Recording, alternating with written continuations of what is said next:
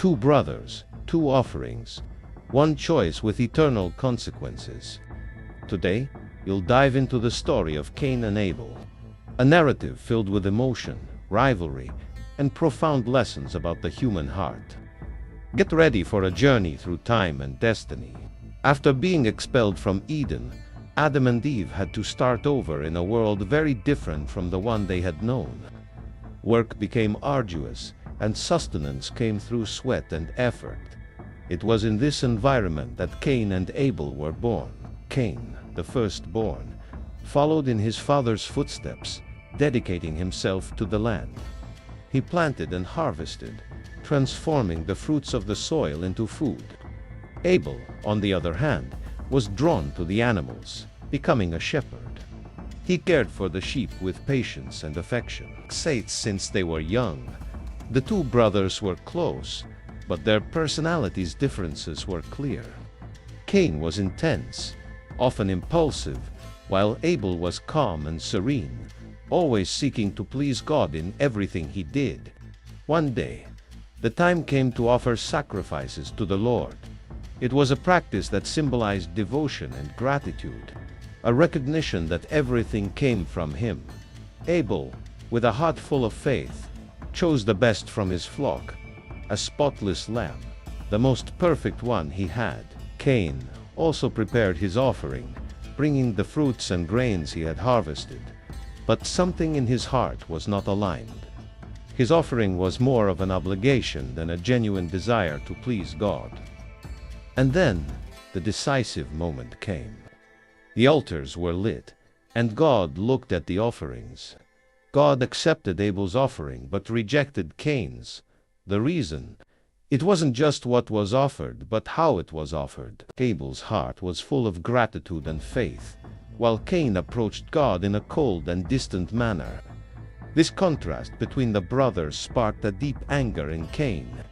He felt rejected, indignant, as if he had been humiliated before God and his brother. But God, in his goodness, did not abandon Cain in that moment of fury.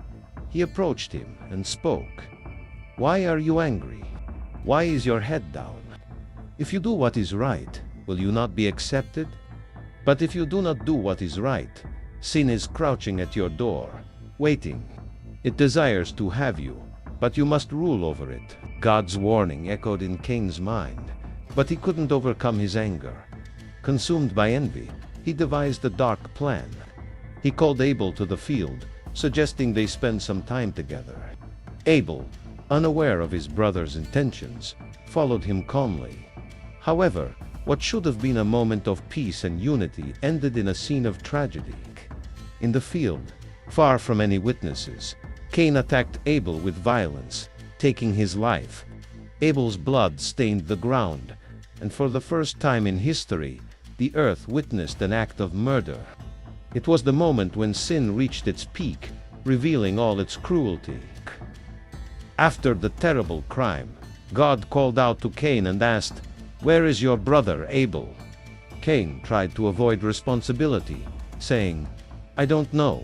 Am I my brother's keeper?" But God knew what had happened. "What have you done? The voice of your brother's blood cries out to me from the ground." God then pronounced the sentence, "Now you are cursed and driven from the ground. When you work the soil, it will no longer yield its crops for you. You will be a restless wanderer on the earth." Cain lamented, "My punishment is more than I can bear. Today you are driving me from the land, and I will be hidden from your presence. I will be a restless wanderer on the earth, and whoever finds me will kill me." Even after the terrible act, God showed mercy, placing a mark on Cain so that no one would kill him. The story of Cain and Abel teaches us about the consequences of sin, but also about the mercy of God. Cain chose the path of envy and hatred, and his life was marked by the weight of his actions. Yet, even in the face of his wrongdoing, God showed compassion. May we reflect on our choices and always seek the path of righteousness and reconciliation. After all, we are responsible for our brothers, for our actions, and for the impact we have on the world. Story based on Genesis. May we live with love and gratitude. Share this message and inspire more people. DAG. Did you enjoy this story? Subscribe to the channel and leave a like for more content like this, telling the stories of the Bible. See you next time.